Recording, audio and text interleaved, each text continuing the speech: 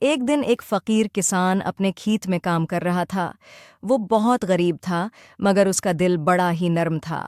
اس کا دن یوں ہی بیتتا تھا کہ جب بھی کوئی غریب آتا وہ اسے خوش آمدید کہہ کر چھپٹ کے دیکھتا اور جو کچھ اس کے پاس ہوتا وہ اسے دیتا۔ اس طرح وہ اپنی کمزوریوں کو بھی بھول جاتا۔ ایک دن بادشاہ نے اس کے خیمے کو دیکھا اور حیران ہو گیا۔ بادشاہ نے فقیر کسان کو بلانے کے لیے کہا، تمہارے پاس اتنی غنیائی کیسے ہے جو تم یہاں اتنے خوشی سے رہتے ہو؟